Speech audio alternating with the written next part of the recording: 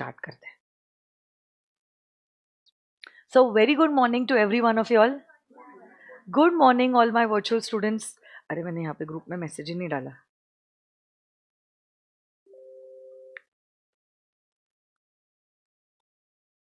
Sir से बात कर लो ना स्टाइलिस्ट के लिए, है ना. तो अभी तक हमारे 2 चैप्टर्स कंप्लीट हो गए हैं. सबसे पहला चैप्टर जो हमारा था that was the biggest chapter, approximately 35 sections in it. That was chapter number 7. उसके बाद हमने किया था चैप्टर नंबर 6. अब हम लाइन से जाएंगे चैप्टर नंबर 2, 3, 4 एंड 5. ऐसे करके हम चैप्टर्स की शुरुआत करेंगे. तो आज हम लोग करने वाले हैं chapter number 2 which is going to be relating to incorporation, है ना. ये वाला दिया नहीं तुमने हेमंत?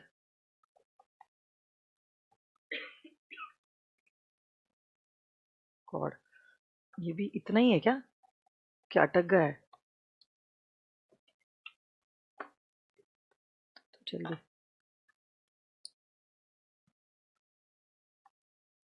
ये चैप्टर बहुत ही इजी चैप्टर है and it's very scoring also. ज्यादा कुछ कॉम्प्लिकेशंस है नहीं इस चैप्टर में. अगर मैं आपको वेटेज बताऊं पिछले कुछ अटेम्प्ट्स का, तो चैप्टर नंबर 2 जो है incorporation and matters incidental thereto, institute ने कम से कम एक सवाल जो है इस चैप्टर में से पूछा ही है. इनफैक्ट कभी कभी ऐसा भी हुआ है कि 2 सवाल जो है इंस्टीट्यूट ने ये चैप्टर नंबर 2 में से पूछे हैं. तो minimum weightage of this chapter is 3 marks, but it can go up to 9 to 10 marks also depending upon the mood of the institute. Okay, institute ने अभी तक सिर्फ इतना ही बोला है. आप लोगों का सब्जेक्ट का नाम है corporate and other laws. Corporate law is for 70 marks and other laws is for 30 marks. And corporate law में आप लोगों को कंपनीज एक्ट और LLP एक्ट है, और अदर लॉज में आपको 3 ही एक्ट है. Firstly is the general clauses act, interpretation of statute and IOS, sorry FEMA foreign exchange management act. तो 30 मार्क्स का अदर लॉज है और 70 मार्क्स का हमारा कॉर्पोरेट लॉ है. आई थिंक अदर लॉज का भी weightage on an average 8 to 10 marks, 8 to 12 marks हम कह सकते हैं would be the weightage of other laws. तो अगर एवरेज आउट करेंगे 10 marks each would be other laws. ठीक है, हो सकता है ऐसा भी हो सकता है IOS में से 8 मार्क्स का सवाल पूछा है और फेमा में से 12 मार्क्स का पूछा है. बट एवरेज आउट अगर हम करें individually, every other act is going to be for 10 marks. ठीक है, 8 to 12 मार्क्स का रेंज हो सकता है IOS का कम भी हो, फेमा का ज्यादा भी हो, GCA का ज्यादा भी हो. बट मोटा मोटी आप समझ लेना 10 marks respectively is going to be other laws. और हमारा 70 मार्क्स का 11 चैप्टर्स है कंपनीज एक्ट के, और कंपनीज एक्ट के साथ साथ हमें LLP एक्ट भी रहेगा. ओके, आ जाइए चैप्टर नंबर 2 पे. Incorporation of a company and the matters incidental thereto. Chart book का पेज नंबर कोई बता सकता है? नहीं, वो तो है 2.14.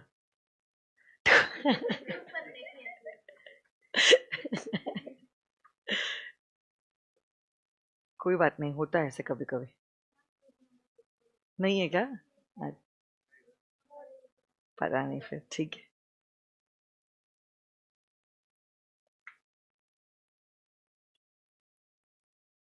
Okay, so incorporation of a company and matters incidental thereto. ये चैप्टर शुरू होता है from section number 3 and it goes up to section number 22. Section number 22 तक जाता है हमारा ये पर्टिकुलर चैप्टर.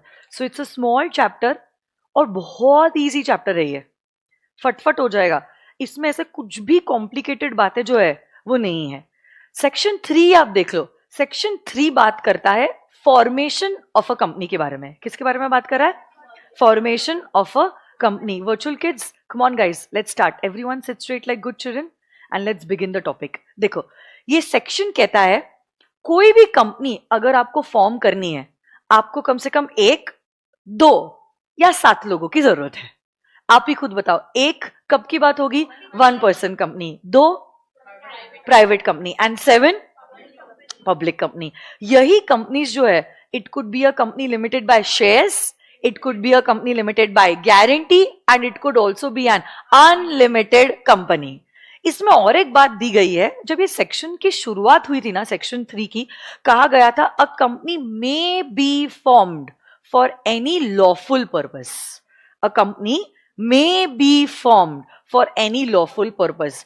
बट ये सेक्शन का जो मे है, हम इसको मे की तरह इंटरप्रेट नहीं करने वाले हैं. We are going to interpret it as shall. Exceptional rule आपने इंटरप्रिटेशन ऑफ स्टैट्यूट में पढ़ा है. यहां पे लॉ मेकर का जो इंटेंशन है ना behind drafting the section is not writing may, it is writing shall. Law makers चाहते हैं कि आप अगर कंपनी इनकॉर्पोरेट करो, this company should compulsorily be incorporated only for a lawful purpose. यही लॉ मेकर का इंटेंशन है. तो भले ही मे लिखा गया है, may will not be read as may, but may will be read as shall. So a company shall be incorporated only for a lawful purpose, and it can be formed with either 1, 2 or 7 persons, OPC, private and public company respectively. यही company हो सकती है company limited by shares, company limited by guarantee और an unlimited company.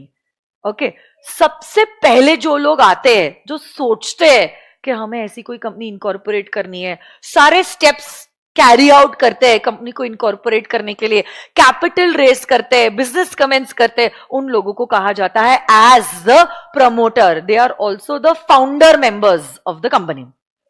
Okay, and this is all about section number 3. झालं है ना. साथ साथ में यहां पे हल्की सी झलक हमने 1% कंपनी के बारे में भी दी है, उसके बारे में भी हम चर्चा कर लेते हैं. Okay, 1% company. Okay, what do you mean by a 1% company? नाम में लिखा है 1% कंपनी. ऐसी कोई कंपनी जिसमें एक ही पर्सन है as a member is known as a 1% company. एक ही पर्सन है एज अ मेंबर, एक ही पर्सन है एज अ मेंबर. मेंबर मतलब क्या? कंपनी का ओनर. मेंबर मतलब क्या? कंपनी का ओनर. यहां पे हमने डायरेक्टर्स के बारे में बात नहीं की है, यहां पे हमने किसके बारे में बात की है? हाँ, ओनर्स के बारे में हमने यहां पर बात की है. तो ये जो 1% कंपनी होता है, इस 1% कंपनी में there is only 1% as a member of the company. Directors तो 15 तक भी हो सकते हैं. डायरेक्टर्स के बारे में लिखा गया है अंडर सेक्शन नंबर 149. डायरेक्टर्स के बारे में कहां लिखा गया है? Section number 149. वहां पे लिखा गया है आपकी कंपनी के केस में 1 से 15 डायरेक्टर्स जो है वो हो सकते हैं. ठीक है, अब देखो, यही 1% कंपनी के लिए लॉ मेकर ने कहा है नॉमिनी अपॉइंट करना कंपलसरी है. Who is this nominee? जैसे नाम में लिखा है nominee. Nominee is that person who is going to take the position of the sole member in case of his death. Sole member की अगर डेथ हो गई तो उसकी जो जगह लेने वाला है वो बंदे को हम कहते हैं एज द नॉमिनी. ठीक है, अब लॉ मेकर ने कहा है अगर आप नॉमिनी बनना चाहते हो या आप सोल मेंबर बनना चाहते हो तो उसके लिए कुछ एलिजिबिलिटी क्राइटेरिया है. ठीक है, what is this eligibility criteria? What is this eligibility criteria I'm talking about? If you want to become the sole member or you want to become the nominee of a 1% company, there is some eligibility criteria. What is this eligibility criteria? ये देखो, ये थोड़ा सा मैंने summary दिया है यहां पे. ओपीसी की अगर हम बात करें, minimum number of members 1, maximum number of members 1, minimum directors 1, and maximum directors can also go up to 15. याद रखना, ये डायरेक्टर्स 15 तक हो सकते हैं. 1% कंपनी की डेफिनेशन ही कहती है ऐसी कंपनी जिसमें there is only 1 person as a member. 1 person as a member, directors के बारे में हमने यहां पर बात नहीं की है। और यही मेंबर को कंपलसरी होता है नॉमिनी अपॉइंट करना। तो अगर नॉमिनी मेंबर की जगह लेने वाला है, ऑब्वियस सी बात है नॉमिनी का भी मिनिमम काउंट 1 और मैक्सिमम काउंट 1। अब देखो आगे लॉ मेकर कहते हैं who is eligible to become the sole member और द नॉमिनी।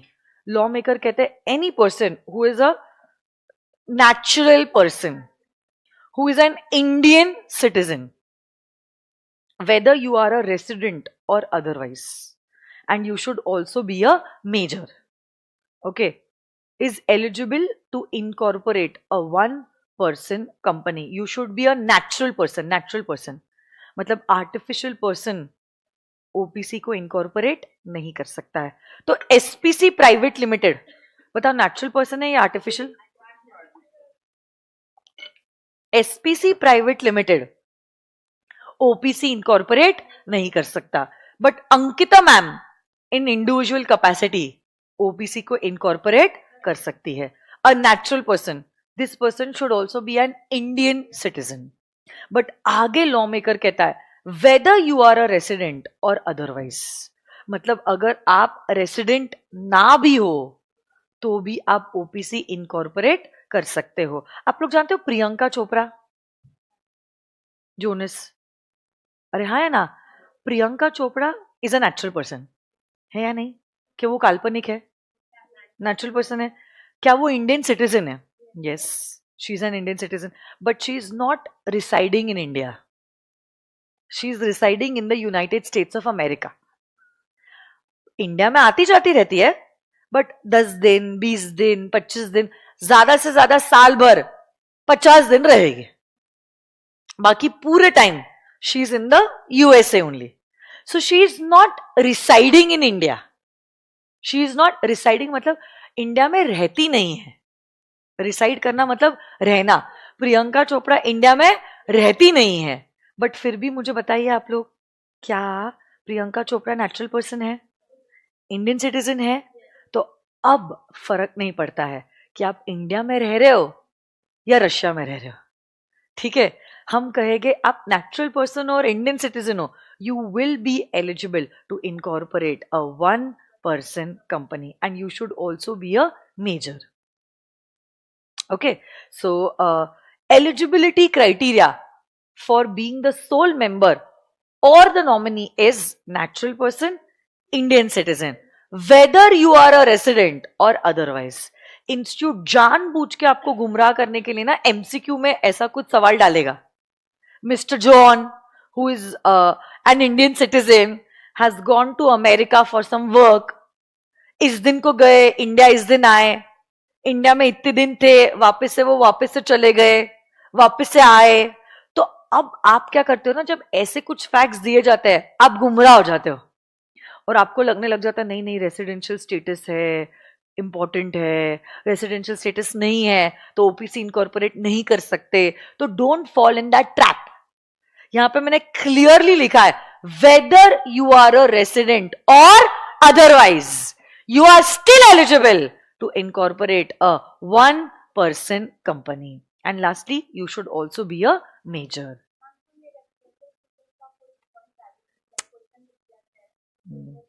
इग्नोर कर दीजिए, वैसे हमने रेसिडेंशियल स्टेटस की डेफिनेशन दी है, a person who has stayed in India for not less than 120 days, इस सेक्शन में 120 डेज। बट आज के टाइम पे वो 120 डेज रेलिवेंट नहीं है। चार्ट में कुछ गलत दिया है क्या? हाँ ठीक है, प्रिंट नहीं हुआ है, कोई बात नहीं। ओह, यहां पे प्रिंट ही नहीं हुआ, यहां पे 120 डेज लिख लो, 120 डेज, प्रिंटिंग मिस्टेक है यहां पे।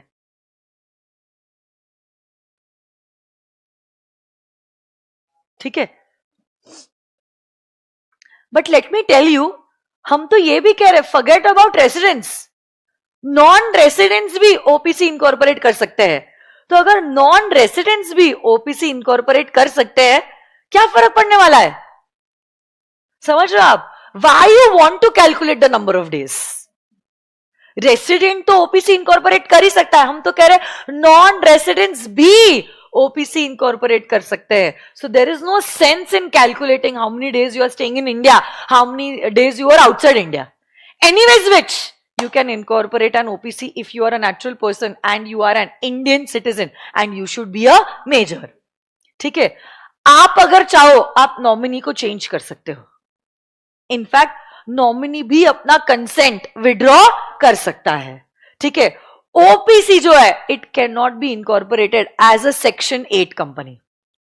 OPC can not be incorporated as a section 8 company. Okay, क्योंकि ओपीसी के कुछ प्रिविलेजेस है और सेक्शन 8 के भी कुछ प्रिविलेजेस है. डबल प्रिविलेजेस ना हो इसलिए हमने कहा है OPC can not be incorporated as a section 8 company. और lastly OPC also can not do non banking financial activities. Non banking financial activities. So financial activities अगर कोई कंपनी कर रही है, हम चाहते हैं कि ज्यादा से ज्यादा सेक्शंस उसको एप्लीकेबल हो. एक तो आप ओपीसी हो, मतलब you are a kind of a private company. Private company में भी आप ओपीसी हो तो प्रिविलेज पे भी प्रिविलेज. बहुत कम सेक्शंस आपको एप्लीकेबल होते हैं.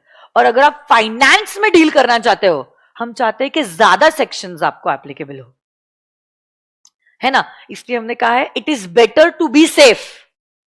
ओपीसी तुम नॉन बैंकिंग फाइनेंशियल एक्टिविटीज ना कीजिए.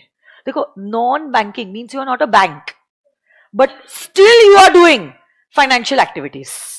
जैसे Bajaj finance limited, it's not a bank but Bajaj finance micro finance ही करता है.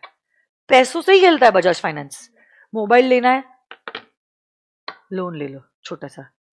लैपटॉप लेना है, EMI facility available. It's playing into micro finance. छोटी छोटी चीजें, फ्रिज है, एसी है, टीवी है, मोबाइल है, लैपटॉप है, माइक्रो फाइनेंस में वो इन्वॉल्व है, जो बैंकर ही करता है फाइनेंस का काम. But it's not a bank. Bajaj finance limited क्या Axis bank, ICICI bank, HDFC जैसा है? नहीं. It's not registered under the banking regulation act nor under the RBI. But पैसों से खेल रही है कंपनी.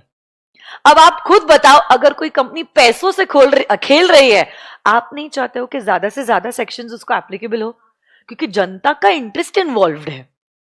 तो इसीलिए हमने कह दिया है we will never want an OPC to be into non banking financial activities. आप इज्जत में प्रोविजंस फॉलो करो अगर आप पैसों में डील करना चाहते हो तो. ओपीसी की तरह आप नॉन बैंकिंग फाइनेंशियल एक्टिविटीज में डील नहीं कर सकते. Okay, so OPC can not be a section 8 company. OPC also cannot carry out non-banking financial activities.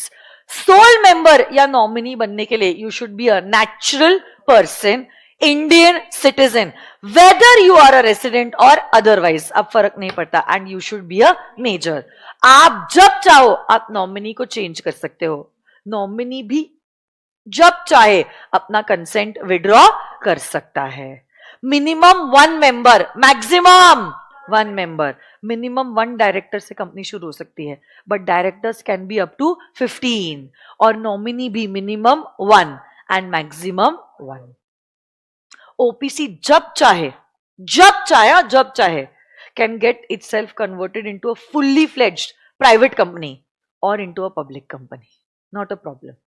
ठीक है. So that was about 1 person company. Chart number 2.1 झालं. हाँ, एक काम करो ना, मैं आपको एग्जैक्टली 2 मिनट दे रही हूं. मैंने एक मास्टर चार्ट बनाया है ओपीसी का. बस ये ओपीसी का मास्टर चार्ट आप बना लो और लिख लो ना अपनी बुक्स में. I just come to it.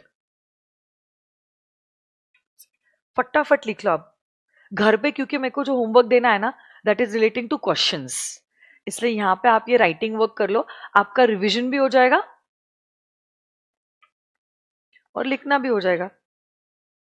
हाँ, एक समय पे a person can be a nominee in 1 OPC and a member in another OPC. Maximum से मैक्सिमम. सुनो ना, एज एन इंडिविजुअल मैं 2 ओपीसी की सोल मेंबर नहीं हो सकती, या 2 ओपीसी की मैं नॉमिनी भी नहीं हो सकती हूँ. ज्यादा से ज्यादा जो मुझे अलाउ किया गया है, जैसे कि मैं Ankita Patni classes private limited जो ओपीसी है उसकी मैं सोल मेंबर हूं, एंड मे बी से Swapnil Patni classes private limited अगर वो 1% कंपनी है अगर, तो मैं उसकी नॉमिनी हो सकती हूँ. This is the maximum thing that is allowed to me. ना मैं दो जगह की सोल मेंबर हो सकती हूँ, ना मैं दो जगह की नॉमिनी हो सकती हूँ. ज्यादा से ज्यादा जो मैं हो सकती हूँ, एक ओपीसी की सोल मेंबर और दूसरी ओपीसी की नॉमिनी. That's it. अब आप बोलोगे मैम जो ओपीसी के आप नॉमिनी थे ना उसके सोल मेंबर की डेथ हो गई, तो अब आप सोल मेंबर बन गए और आप आपके ओपीसी के तो सोल मेंबर थे ही. कुछ समझा मेरा सवाल क्या है? आपका डाउट क्या है? मैं एक जगह पे सोल मेंबर थी और मैं दूसरे ओपीसी की सोल मेंबर नहीं थी, क्या थी? नॉमिनी. बट ये वाले सोल मेंबर की डेथ हो गई. अब जैसे ही इसकी डेथ हो जाती है, नॉमिनी इसकी जगह ले लेता है बाय ऑपरेशन ऑफ लॉ. मतलब अब मैं दो जगह की सोल मेंबर हो गई हूं, जो टेक्निकली अलाउड नहीं है. बट अब वो डेथ मेरे हाथ में नहीं था. ये चीज मैंने जानबूझ के नहीं की है. It's not intentional. डेथ तो भगवान डिसाइड करता है ना. तो अब ऐसे केस में लॉ मेकर भी ये चीज को समझते हैं. कहा है ऐसी कोई हादसा हो जाता है तो फिर ऐसे केस में 180 डेज में आप डिसाइड करो ये या ये वाले ओपीसी में आप सोल मेंबर की तरह कंटिन्यू करना चाहते हो. सपोज मैंने डिसाइड किया I want to continue as a sole member in this company. यहां पर मेरे को मेरे जगह पे किसी और पर्सन को अपॉइंट करना पड़ेगा as the sole member within 180 days. I can again become the nominee. That's not a problem. But 180 days के बाद मैं दोनों जगहों पे सोल मेंबर की तरह कंटिन्यू नहीं कर सकती. अगर कर लिया कॉन्ट्रावेंशन होगा और पेनल्टी मुझे लग जाएगा. Violation of law. ओके, लिख लो ये फटाफट. It's a master chart which covers everything relating to an OPC. And last point, OPC also cannot invest in any other company. OPC का पैसा OPC में रहेगा, दूसरी कंपनी में आप उसको इन्वेस्ट नहीं कर सकते. वर्चुअल किड्स हो ना आप लोग? Come on guys.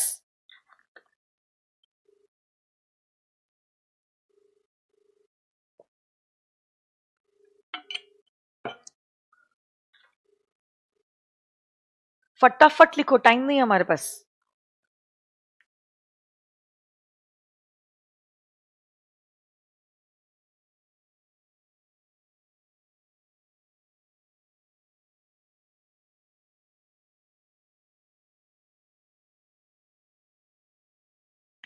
आज और कल आपका FM SM का बैच नहीं है फास्ट ट्रैक. आज और कल.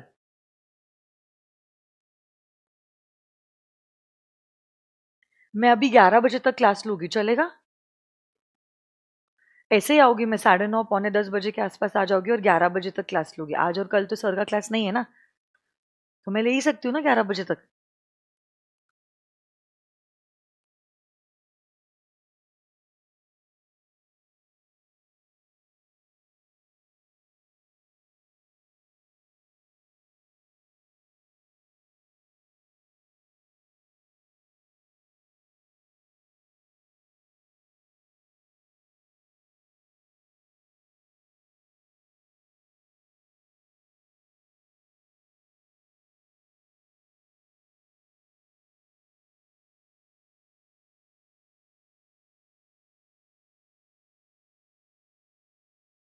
हुआ?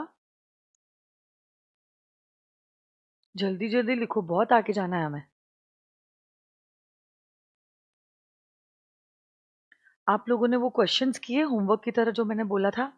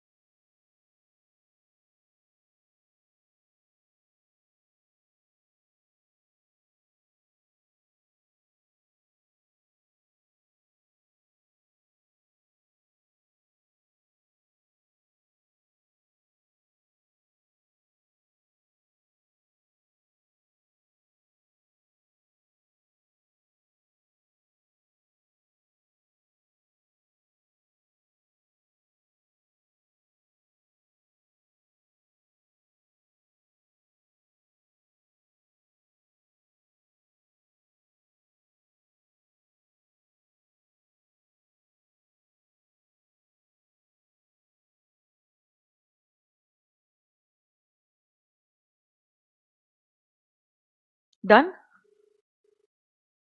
पूछते जाओ अपने आप को कि जो हम लिख रहे हैं वो समझा है या नहीं.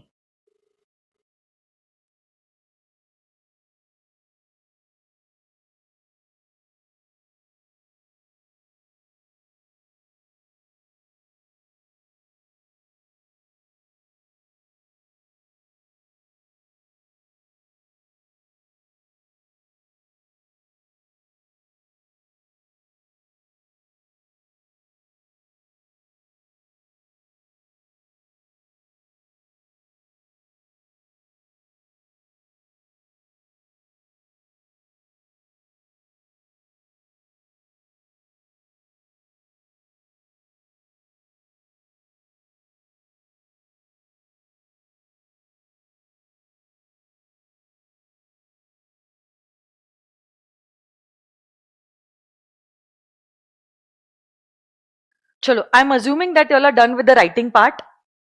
Let's go ahead. Fast track kids, एक बात मुझे बतानी थी. अभी ये जो नए चैप्टर्स ऐड हुए हैं, FEMA, LLP and foreign companies, जिसके ना आपको रेगुलर बैच के लेक्चर्स दिए, बिकॉज न्यू सिलेबस में पहली बार ये चैप्टर्स इंट्रोड्यूस हुए हैं, तो फास्ट ट्रैक मैनर में करके कोई सेंस नहीं बनता है.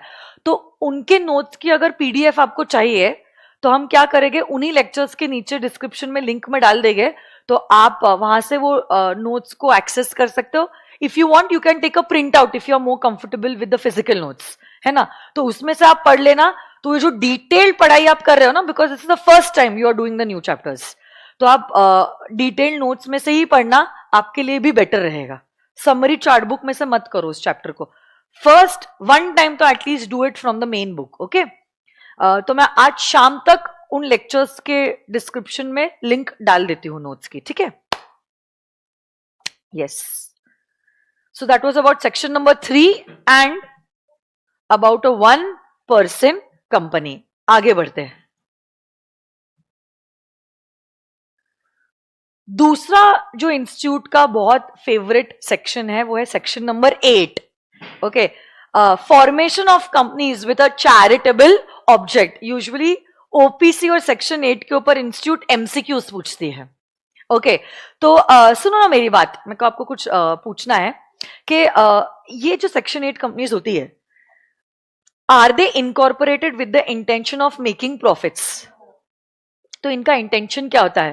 Promotion of art, science, commerce, literature, education, promotion of sports वगैरह वगैरह. ये कंपनीज इनफैक्ट डिविडेंड डिक्लेयर नहीं कर सकती. They are prohibited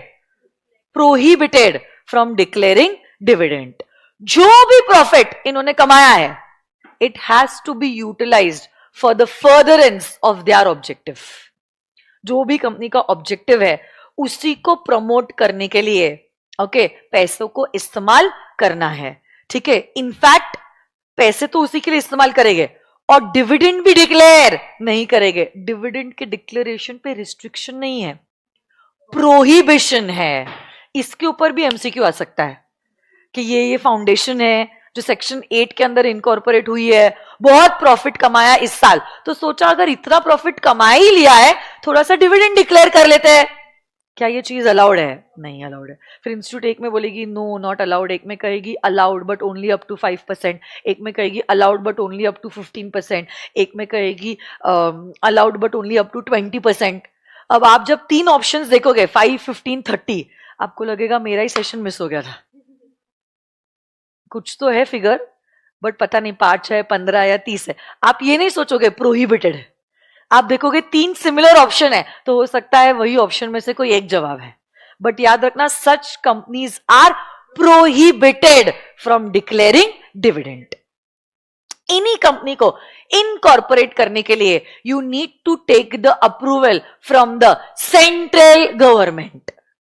okay, but जहां पे सेंट्रल गवर्नमेंट आपको ये लाइसेंस देता है, अगर सेंट्रल गवर्नमेंट को लग रहा है आपने आपके पावर का गलत इस्तेमाल किया है, एनपीओ के नाम पे आप प्रॉफिट कमा रहे हो, डिविडेंड जेब में ले रहे हो, आपने कुछ प्रोविजंस को कॉन्ट्रवीन किया है, अननेसेसरी आप अनड्यू एडवांटेज उठा रहे हो इस स्टेटस का, तो जहां सीजी ने लाइसेंस दिया है, सीजीए लाइसेंस आपसे छीन भी सकता है. छीनने को लीगल भाषा में कहते हैं रिवोक करना.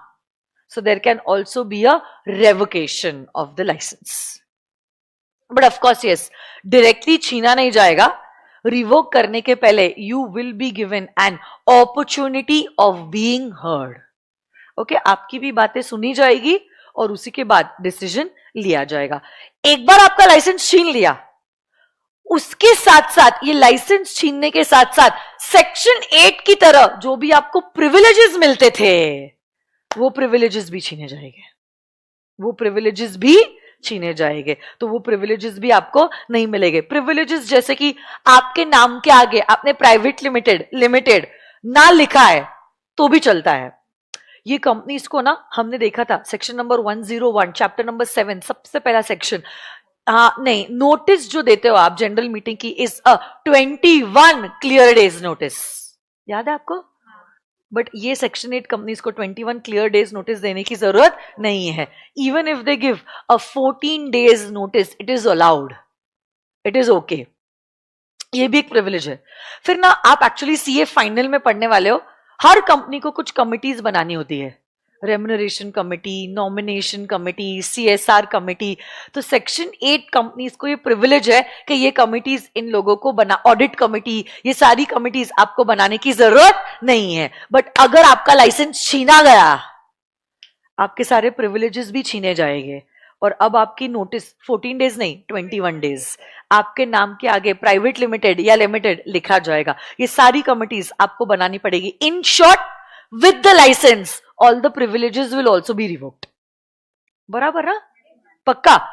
एक है लाइसेंस रिवोक कर लो और इनको नॉर्मल प्रॉफिट मेकिंग कंपनी की तरह रन होने दो. बट अगर कोई केस में हमें लगे कि कंपनी बड़ी वाहियात है और कंपनी का लाइसेंस रिवोक करके बात नहीं बनने वाली है, we can also pass an order for amalgamating this company with another section 8 company which was formed for a similar objective. Okay? नहीं, दूसरी जब कंपनी जैसे अभी कह दिया तुम धंधा अकेले मत करो, तुम धंधा मैम के साथ करो, तो वैसे केस में मेरा तो कंट्रोल रहेगा ना. ऐसे कैसे? ऐसा अगर लग रहा है तो ट्रिब्यूनल जो है वो क्या करेगी, वाइंडिंग अप का ऑर्डर पास कर लेगी. ठीक है. बट वाइंडिंग अप के वक्त भी सरप्लस एसेट्स आप मेंबर्स को डिस्ट्रीब्यूट नहीं कर सकते. वाइंडिंग अप के वक्त भी अगर सरप्लस एसेट्स है, they will be donated to another section 8 company which was incorporated for some similar objective. Okay, yes और नो गाइस? ओके. नहीं, वाइंडिंग अप ऑर्डर होगा या तो अमेलगमेशन का ऑर्डर होगा, दोनों की ऑर्डर होगा.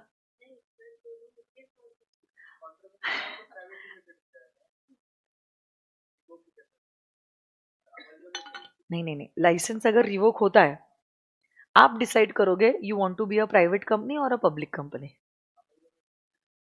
अमेलगमेट होने के बाद इधर you amalgamate and you form one new entity. तो this new entity you decide you want to be a private company or a public company. ठीक है. तो the decision is still in your hands. ठीक है.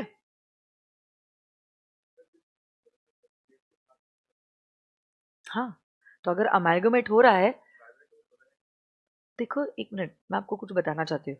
When a company is incorporated, it is either a 1 person company, private company or a public company. 1 person company can not be a section 8 company. मतलब अगर section 8 company, Hemant सुन ना, हेमंत हम लोग foundation की class यहाँ पे और फास्ट ट्रैक उधर क्यों नहीं ले रहे? मतलब यहाँ पे फाउंडेशन के बच्चे बैठ सकते हैं ना, इतने सारे बच्चे फाउंडेशन के उस क्लासरूम में कैसे बैठेंगे? हाँ, तो इंटर के आनंद सर के भी बच्चे कितने आएंगे? अभी तो सब बच्चे घर चले गए. तो ये बैच अगर डेडिकेटेडली तुम लोग यहाँ पे इसके लिए रख रहे हो, फाउंडेशन के लिए, the kids will adjust over here ना. हम तो इतने से हम उधर जा सकते हैं. मतलब वहां पे इतने सारे बच्चों को तुम उतनी सी जगह में बिठा रहे हो. क्या टाइमिंग हेमंत? दोनों भी क्लासरूम फ्री है, एक जगह पे फाउंडेशन हो रहा है, एक जगह पे फास्ट ट्रैक हो रहा है. हेमंत तू ही बता मुझे क्या टाइमिंग इशू है?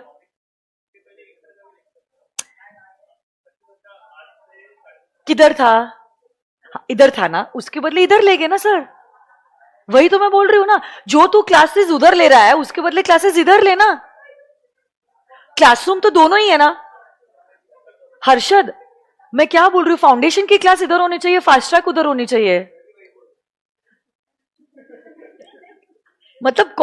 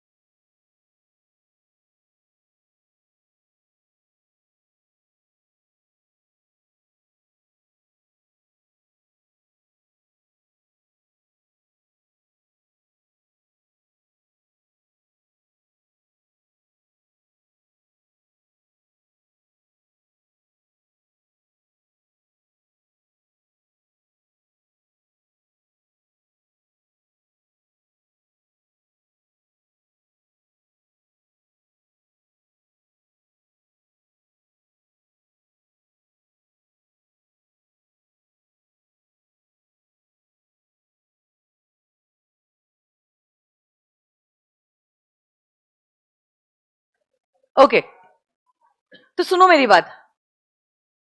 अ, हम क्या कह रहे थे? हाँ, सेक्शन 8 कंपनीज प्रॉफिट कमाने के लिए इनकॉर्पोरेट नहीं होती है। उनका इंटेंशन होता है promotion of art, science, commerce, literature, education, sports. जो भी प्रॉफिट है उनको उनके ऑब्जेक्टिव के लिए ही इस्तेमाल करना होगा। अलोंग विद दैट, ये जो कंपनीज होती है they are prohibited from distributing dividend. Okay, central government के लाइसेंस की जरूरत होती है, बट जहां सीजी लाइसेंस दे सकता है सेंट्रल गवर्नमेंट लाइसेंस छीन भी सकता है, जिसके पहले आपको अपॉर्चुनिटी ऑफ बीइंग हर्ड दी जाएगी। ओके, अगर छीनने से ऐसा लग रहा है बात नहीं बन रही है, we can pass an order for amalgamation. Amalgamation से भी लग रहा है the purpose is not going to get solve, we can also pass an order for winding up. But winding up के वक्त भी आपके सरप्लस एसेट्स जो है वो मेंबर्स को नहीं दिए जाएंगे, they will be donated to another section 8 company. OPC section 8 company की तरह इनकॉर्पोरेट नहीं हो सकता। Okay, so that is all about section number 8। अब आज हम करने वाले अगले दो sections, section number 4 and section number 5, memorandum of association and articles of association. महुआ और अव्वा 4 है और उसके बाद तुरंत 5 है, दिख रहा है आपको? उसके बाद अगर टाइम मिलता है तो हमारे पास 3 डॉक्ट्रिन है, doctrine of ultra vires, doctrine of indoor management and doctrine of constructive notice. ये सब कुछ आपका फाउंडेशन में हुआ है, इसलिए एक ही नया सेक्शन था, सेक्शन नहीं 3 भी हुआ है आपका, 3 हुआ है, ओपीसी हुआ है, सेक्शन 8 भी हुआ है, 4, 5 और ये डॉक्ट्रिन भी हुए हैं, तो इसलिए हमारे 2-3 चार्ट सच कवर हो जा रहे हैं। You are not feeling that the speed is too fast ना? इससे स्लो जाओगी तो बहुत बोर हो जाएगा। फाउंडेशन में भी वही कहा है, किया है, इंटर में भी तो एक बार किया ही है हमने, तो देयर इज नो सेंस बहुत स्लो जाने में। कल से जब हमारे नए सेक्शंस शुरू हो गए ना, दैट टाइम में भी हम लोग स्पीड थोड़ा सा कम कर सकते हैं। फिर भी कल हमारा वो 6 और 7 जो है वो हमारा फाउंडेशन में हुआ ही है। हाँ,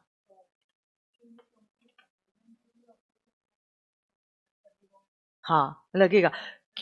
क्यों लगेगा मैं आपको बताती हूँ। जब मेमोरेंडम और आर्टिकल चेंज होता है ना, मैं आपको पढ़ाने वाली थी, वो सेक्शन नंबर 13 और 14 है। तो मेमोरेंडम और आर्टिकल्स में आप लिखते हो कि कंपनी का काम क्या है, ऑब्जेक्ट।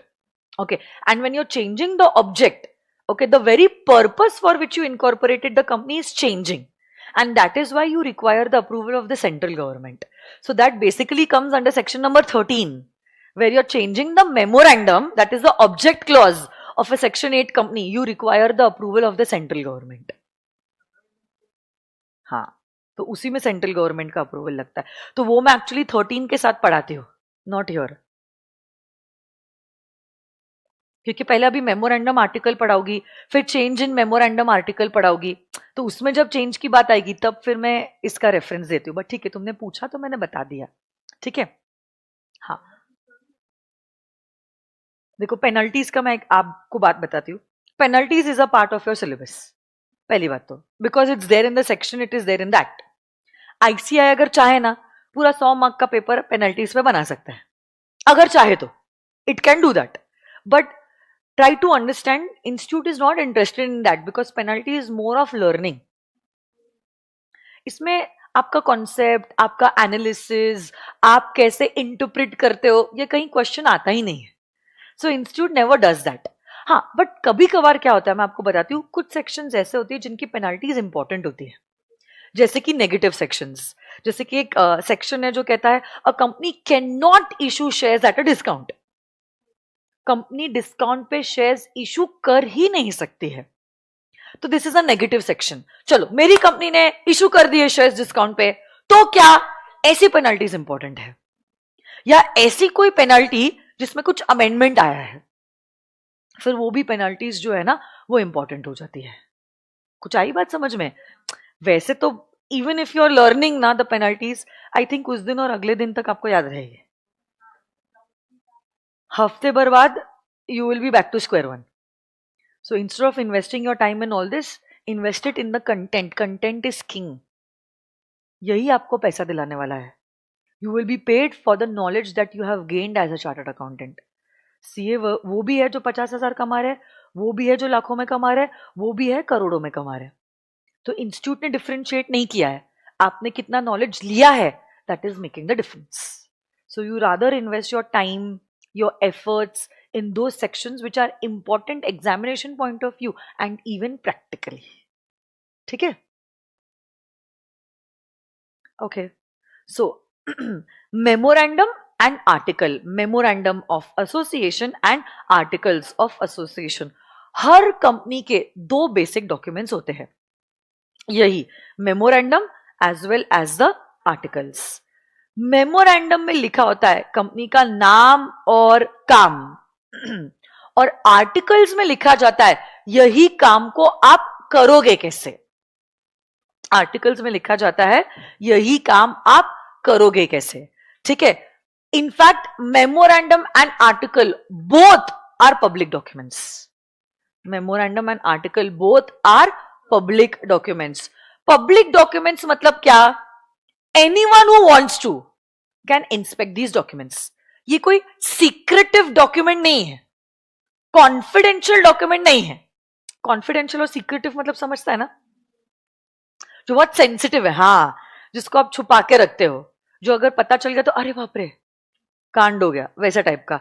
वैसे डॉक्यूमेंट नहीं है. Memorandum and article are not confidential documents. क्या लिखे हो आप? कंपनी का नाम और काम. अरे सबको पता है, रिलायंस इंडस्ट्रीज लिमिटेड का नाम क्या है, काम क्या है. स्वप्निल भट्टनी क्लासेस का नाम क्या है, काम क्या है. ये पता चल जाने से हर कोई एसपीसी नहीं बन जाता है, या हर कोई रिलायंस नहीं बन जाता है. इसमें कॉमन डेटा लिखा हुआ है, इसलिए इन डॉक्यूमेंट्स को हम कहते हैं एज पब्लिक डॉक्यूमेंट्स. क्या कहते हैं इनको? Public documents. यही जो पब्लिक डॉक्यूमेंट्स होते हैं, they are available for inspection for anyone. आप अगर कंपनी के मेंबर हो या ना हो, फर्क नहीं पड़ता है. You can demand the memorandum and article of any company. India में 15 लाख से भी ज्यादा कंपनीज है. जरूरी नहीं है मैंने सभी कंपनीज में इन्वेस्ट किया है, बट अगर मुझे कंपनी में इन्वेस्ट करना है, आई माइट गिव दिस 50-100 रुपए की fees and I might read the memorandum and article of that company. क्योंकि मेरा पैसा अगर मैं किसी कंपनी में डाल रही हूं, मुझे भी तो पता होना चाहिए ये कंपनी पैसा किस पर्पस के लिए इस्तेमाल कर रही है. नहीं आया बात समझ में? देखो, अगर सपोज मेरे को किसी कंपनी के शेयर्स में इन्वेस्ट करना है, से टाटा मोटर्स में, मैं डायरेक्टली टाटा मोटर्स के शेयर नहीं खरीदूंगी. मैं 100 रुपए दूंगी, टाटा मोटर्स से मेमोरेंडम और आर्टिकल डिमांड करूंगी। मेमोरेंडम में लिखा होगा कंपनी का नाम और कंपनी का काम, काम मतलब कंपनी का ऑब्जेक्ट। जैसे मैं ऑब्जेक्टिव रीड करती हूं, नाउ आई विल अंडरस्टैंड कि कंपनी का ये जो पैसा है ये किस पर्पस के लिए इस्तेमाल होने वाला है। So now Tata Motors is into the manufacturing of cars, trucks, vehicles, उसके लिए वो पैसा इस्तेमाल होने वाला है। तो even as a third person I understand कि कंपनी का जो पैसा है ना वो किस पर्पस के लिए इस्तेमाल होने वाला है। वो किससे पता चलता है? कंपनी के मेमोरेंडम से और कंपनी के आर्टिकल से। आई कुछ बात समझ में? पक्का? और जो जो क्रेडिटर है या कोई वेंडर है, अगर कंपनी के साथ डील कर रहा है, अगर वो कंपनी के साथ डील कर रहा है, तो अब ऐसे केस में वो पर्सन को भी पता होना चाहिए कि जो ट्रांजैक्शन वो कंपनी के साथ एंटर करने जा रहा है, वो ट्रांजैक्शन का पावर क्या कंपनी के पास है भी या नहीं है।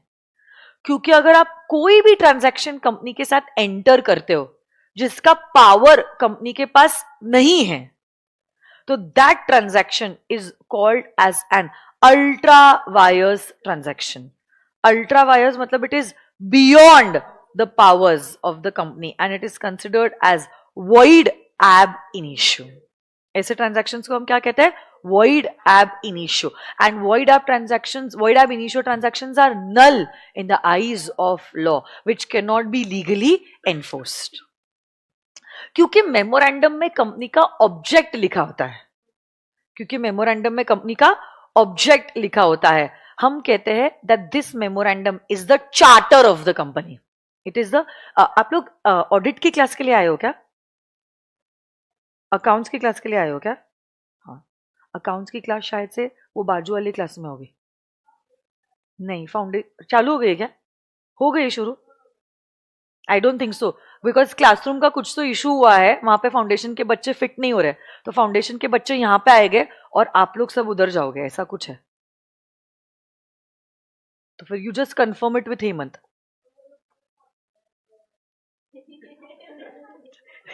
डर गए वो लोग, घबरा गए, उधर से हर्षद सर चिल्ला रहे, इधर से मैं चिल्ला रही, वो लोग 9-2-11 हो गए। बैठ जाओ बैठ जाओ, कोई दिक्कत नहीं है।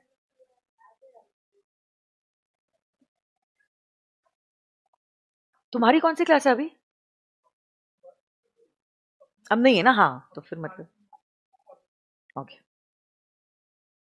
हाँ ठीक है। तो मैं क्या बोल रही थी? हाँ, मेमोरेंडम में कंपनी का ऑब्जेक्टिव लिखा होता है, ऑब्जेक्टिव, कंपनी काम क्या करने वाली वो लिखा होता है, और इसीलिए मेमोरेंडम को कभी कभार हम कहते हैं as the charter of the company.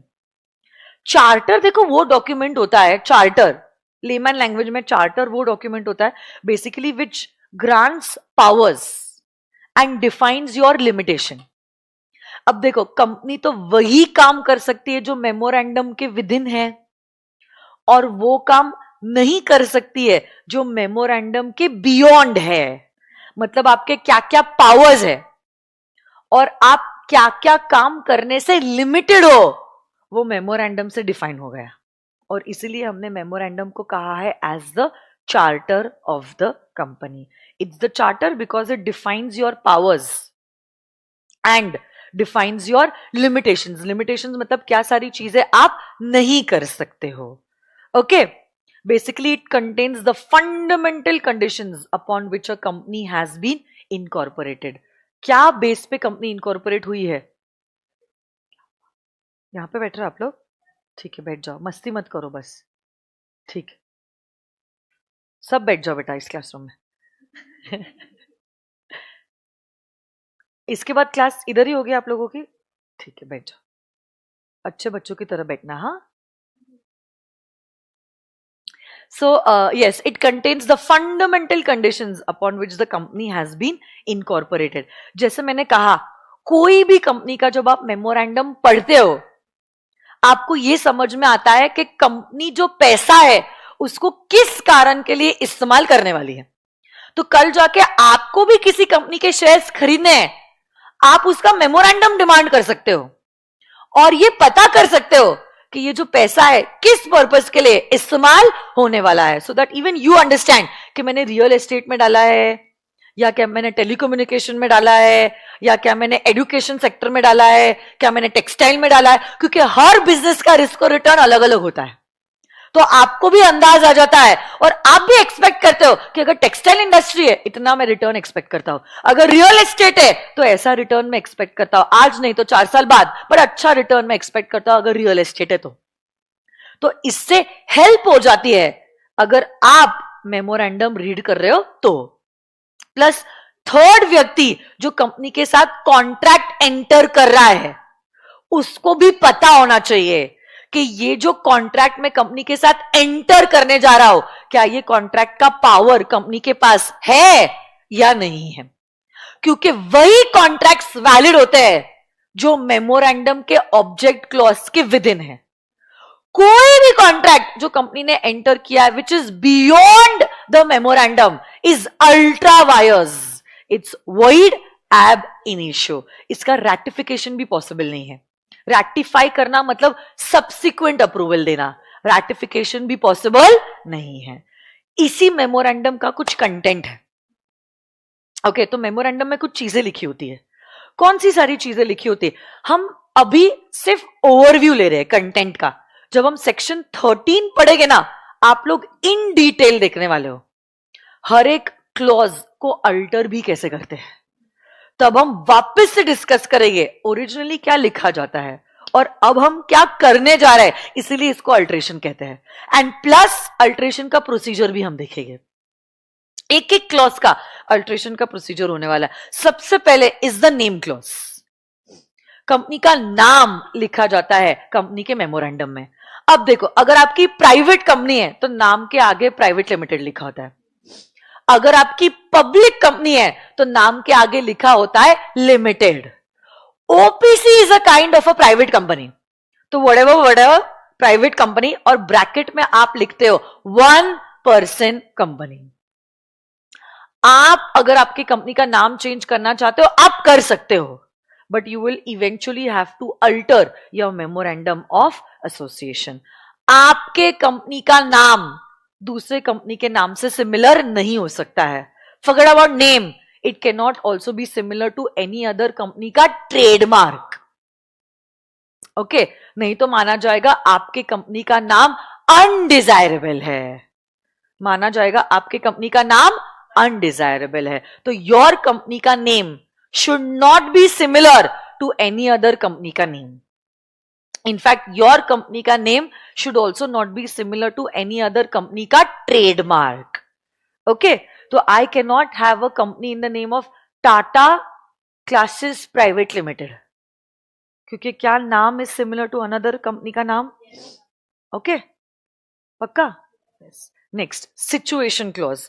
Situation clause को कभी कभार हम कहते हैं as the registered office clause. क्या कहते हैं?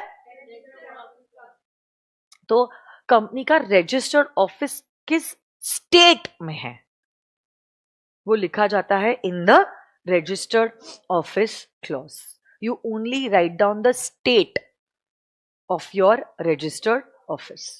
आपको पूरा पता लिखने की जरूरत नहीं है, आप सिर्फ लिखोगे कंपनी का registered office is situated in the state of Rajasthan or maybe it is situated in the state of Gujarat. इतना भी लिख दिया तो भी चलेगा। You just have to write down the state of your registered office. Next is object clause. सबसे important बात memorandum का, कंपनी का ऑब्जेक्ट क्या है, Why is the company being incorporated? Company का काम क्या है is written in this object clause. और कंपनी वही काम कर सकती है which is within this object clause. वो सारे काम करना allowed नहीं है which is beyond the object clause. Next is the liability clause. Members की liability कितने हद तक लिमिटेड है वो लिखा होता है इन द लायबिलिटी क्लॉज। तो वो तो डिपेंड करता है आपके कंपनी का टाइप क्या है। आप लोग बताओ, if it is a company limited by shares, liability of the members will be limited up to what extent? Unpaid share capital. Very good. अगर it's a guarantee company तो आप guaranteed amount लिखते हो यहां पर, और अनलिमिटेड कंपनी में तो लाइबिलिटी कैसी हो? अनलिमिटेड। कैपिटल क्लॉज में आप लिखते हो कंपनी का ऑथराइज्ड शेयर कैपिटल। देखो, authorised share capital is the maximum amount that you can raise in the form of issuing shares. इससे ज्यादा पैसा आप शेयर्स इशू करके रेज नहीं कर सकते। Okay, then is the association or sometimes known as a subscription clause. Company को incorporate करने के लिए कम से कम 1, 2 या 7 लोग लगते हैं।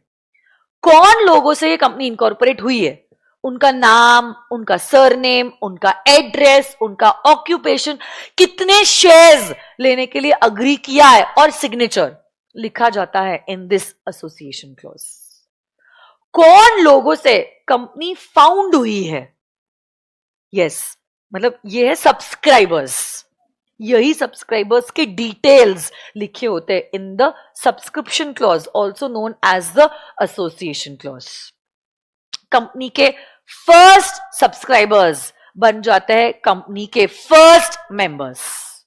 कंपनी के फर्स्ट सब्सक्राइबर्स बन जाते हैं कंपनी के फर्स्ट मेंबर्स ऑटोमेटिकली। जैसे ही कंपनी इनकॉर्पोरेट होती है, they become the first members of the company. और अभी हमने स्टार्टिंग में सेशन में देखा था, ओपीसी को क्या नॉमिनी अपॉइंट करना कंपलसरी है। ये जो नॉमिनी आप अपॉइंट करते हो, उसका भी नाम मेमोरेंडम में लिखा जाता है। So if you are a 1 person company, you have 7 things to be written in the memorandum, including the nomination clause. इसी को लर्न करने के लिए एक मेमोरी टेक्निक मैंने क्लास में बताई थी। सारे कंटेंट को NRLOC पार करके आ गई। N is for what? Name clause. R is for L is for liability clause. O is for C is for capital clause and आ गई is for association clause। और अगर OPC है तो आप क्या लिखोगे? nomination clause, है ना।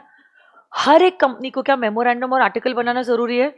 दोनों भी डॉक्यूमेंट्स क्या पब्लिक डॉक्यूमेंट्स है। तो एनीवन, चाहे आप कंपनी का मेंबर हो नहीं हो, क्रेडिटर हो ना हो, डायरेक्टर हो ना हो, नॉमिनल फीस देके आप क्या कर सकते हो? इंस्पेक्ट कर सकते हो इन डॉक्यूमेंट्स को, ठीक है। अलोंग विद दैट मेमोरेंडम का हमने कंटेंट देखा, NRLOC पार करके आ गई।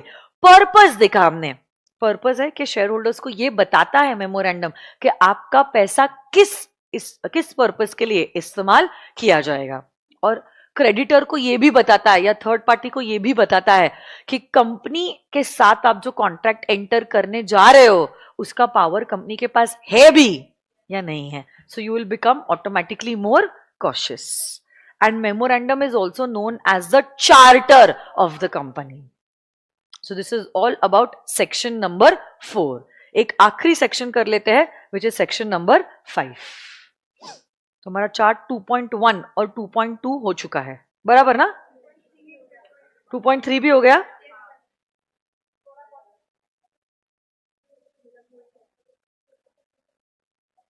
इसमें ये एक पॉइंट है जो एमसीक्यू की तरह पूछा जा सकता है। जब कंपनी इनकॉर्पोरेट होती है तो कंपनी का नाम रिजर्व होता है, ठीक है, जब तक आप डॉक्यूमेंट्स नहीं देते। जब कंपनी न्यूली इनकॉर्पोरेट होती है, this name is reserve for a period of 20 days। नाम कितने दिनों के लिए रिजर्व होता है? For a period of 20 days। आप लोग कौन सी क्लास करना है? अमर, थोड़ा सा बाहर का क्राउड तो हैंडल कर। मेरे को अभी 10 मिनट है क्लास छोड़ने के लिए। बच्चों को यही नहीं समझ में आ रहा है कौन सी क्लास किधर है। फाउंडेशन में इंटर के भी बच्चे हैं, देख तो अच्छे से, दोनों भी बच्चे हैं। नहीं ना, ये भी सब इंटर के बच्चे ही है। 10 मिनट सबको रोक देना, मेरी वैसे भी फाउंडेशन की क्लास। अमर सुन ना, ये क्लास खत्म होने के बाद मैं 15 मिनट का ब्रेक लूंगी, उसके बाद ही फाउंडेशन की क्लास होने वाली। तो उनको थोड़ा सा बोल शांत रहे। बेटा 10 मिनट में क्लास ले लू, ठीक है? 10 मिनट के बाद आप लोग सब अंदर आओगे, आपके दोस्तों को भी बोल दो, क्योंकि 10 मिनट के बाद मैं 15 मिनट का ब्रेक देने वाली हूं आपको। इंटर वहां पे होगा। 10 मिनट के लिए रुक जाओ बेटा, फिर आप आके बैठ जाना।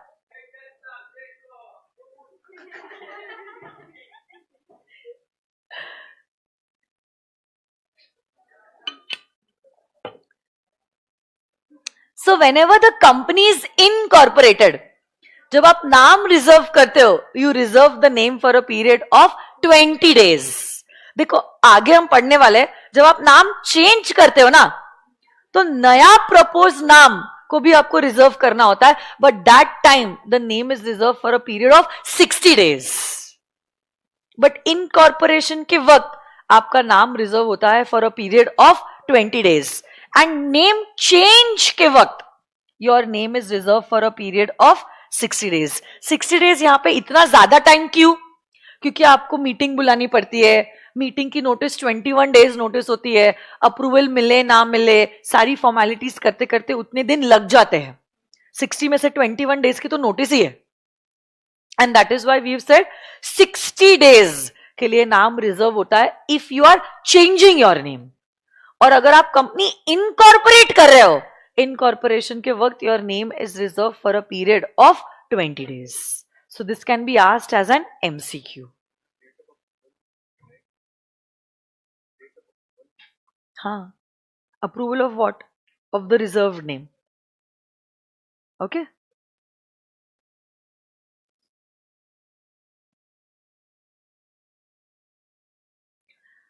एक ये वाला पॉइंट भी देख लो। कभी अगर आगे ये पता चलता है कि इनकॉर्पोरेशन के वक्त आपने गलत इंफॉर्मेशन दी है relating to the name, propose name of the company, तो ऐसे केस में if the company has not been incorporated, सिर्फ आपका नाम रिजर्व हुआ है, तो आपका रिजर्व नेम कैंसिल हो जाएगा। बट अगर आपकी कंपनी इनकॉर्पोरेट हो चुकी है, आपको अपॉर्चुनिटी ऑफ बीइंग हर्ड दिया जाएगा। ओके, अगर आप अपने आप को निर्दोष साबित करना चाहते हो तो, अगर आप नहीं कर पाए तो you will be directed to change your company's name within a period of 3 months after passing an ordinary resolution. अगर लगे आपके इंटेंशन ही बड़े वाहियात थे, यू कैन ऑल्सो, मतलब आपके ऊपर striking off the name of the company from the register of companies का भी ऑर्डर पास किया जा सकता है। जैसे कि फॉर एग्जाम्पल मैं कह रही हूं मेरे पास जैसे अभी 197 कम्युनिकेशन है, उसका एक पेटीएम है, पेटीएम इज अ ट्रेडमार्क और कंपनी का नाम है 197 कम्युनिकेशन। सो से विजय शेखर शर्मा जो फाउंडर मेंबर है पेटीएम के, वो जब नाम के लिए अप्लाई कर रहे थे, वो कह रहे थे मेरे पास इसका ना ट्रेडमार्क अवेलेबल है, तो मेरे को ना पेटीएम के नाम पे मेरा प्रोडक्ट लॉन्च करना है। और आरओसी विश्वास कर लेती है, हाँ हाँ इसके पास है सच में ये डॉक्यूमेंट अवेलेबल, और विश्वास करने के बाद उसको ग्रांट कर देती है, नाम भी और अपने प्रोडक्ट का नाम भी अप्रूवल मिल जाता है, क्योंकि ट्रेडमार्क उसके नाम पे रजिस्टर्ड है। बाद में पता चलता है आरओसी को कि उसके नाम पे वो ट्रेडमार्क रजिस्टर्ड था ही नहीं। अब देखो कंपनी इनकॉर्पोरेट हो चुकी है, इतने साल कंपनी ने बिजनेस भी कर लिया है, तो हो सकता है आपको आपके कंपनी का नाम चेंज करने के लिए ऑर्डर पास किया जाए, या तो अगर लगे कि आपका इंटेंशन ही बहुत खराब है तो स्ट्राइकिंग ऑफ द नेम का भी ऑर्डर पास किया जा सकता है। और अगर कंपनी अभी तक इनकॉर्पोरेट हुई नहीं है, it is still in the process, जब 20 डेज के लिए नाम रिजर्व होता है ना, उसी वक्त पता चलता है कि जो बेसिस पे आपने नाम अप्लाई किया है वो गलत है, तो ऐसे केस में हम लोग रिजर्व नाम को कैंसिल कर देंगे। You will have to apply for a new name, another name. Okay, why? ऐसा नहीं होता बेटा, ठीक है? चलो आज के लिए इतना ही करते हैं, बाकी सारी बातें कल करेंगे।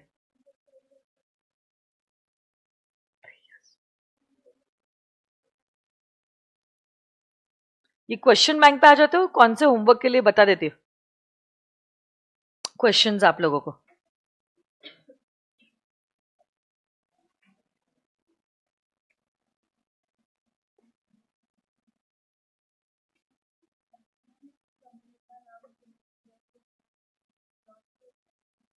हाँ, हो सकता है. Question number 2 is for homework with chapter number 7. एक बार डिस्कस कर लेते. देखो, Bazar limited called its AGM in order to lay down the financial statements for shareholders approval, but due to want of quorum the meeting was cancelled. The directors did not file the annual return with the registrar. Directors ये opinion के है हमें annual return section 92 file करना होता है within 60 days from the date of the AGM, but because AGM was cancelled हम लोग annual return भी फाइल नहीं करेंगे. बताओ मुझे, ये डायरेक्टर्स का ओपिनियन करेक्ट है या गलत है? Annual return form number MGT 7, annual return जिसपे लिखते हो कंपनी का नाम, registered office, holding company, subsidiary company, associate company, company के डायरेक्टर्स, की manager person, share holders, share holding pattern, foreign institutional investors. Section 92 कहता है एनुअल रिटर्न हर company को फाइल करना होता है within a period of 60 days from the AGM. But where no AGM was held, 60 days from the date on which the AGM should have been held. तो यहाँ पे अगर AGM नहीं भी हुई है तो भी क्या आपको एनुअल रिटर्न फाइल करना ही पड़ेगा? डायरेक्टर्स का स्टैंड सही है या गलत है? तो एक तो ये क्वेश्चन नंबर 2 आप लिखो. जब आप लिखोगे ऑटोमेटिकली ये सेक्शन भी रिवाइज हो जाएगा आपका. और एक क्वेश्चन मैं आपको होमवर्क के लिए देना चाहती हूं. Question number 4. Messrs techno limited maintains its register of members at the registered office in Mumbai. तो usually MGT 1 is register of members जो आप मेंटेन करते हो रजिस्टर्ड ऑफिस पे ही. A group of members who are residing in Kolkata want to keep the register of members in Kolkata. हाँ, अगर कोलकाता में 110 से ज्यादा मेंबर्स रिसाइड कर रहे हैं और कंपनी ने पास किया है स्पेशल रेजोल्यूशन तो ही अलाउड है. Very good. Explain the provisions of the companies act whether the company can keep the registers and the returns at Kolkata. Okay. And does Mr. Ranjit, who is a director, but he is not a shareholder, have the right to inspect the register of members? Yes, but on the payment of certain fees. क्या बात है, very good.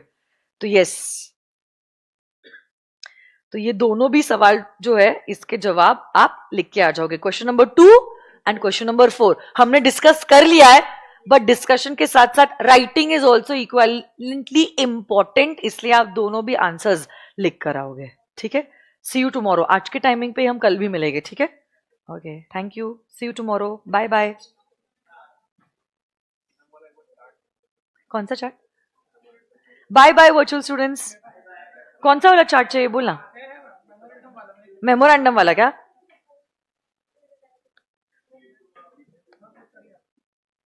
Photo ले लो आप. मैं 15 minute की break ले रही हूं, उसके बाद क्लास चालू करेंगे. क्यों? कितनी मच कर रहे थे तुम लोग बाहर?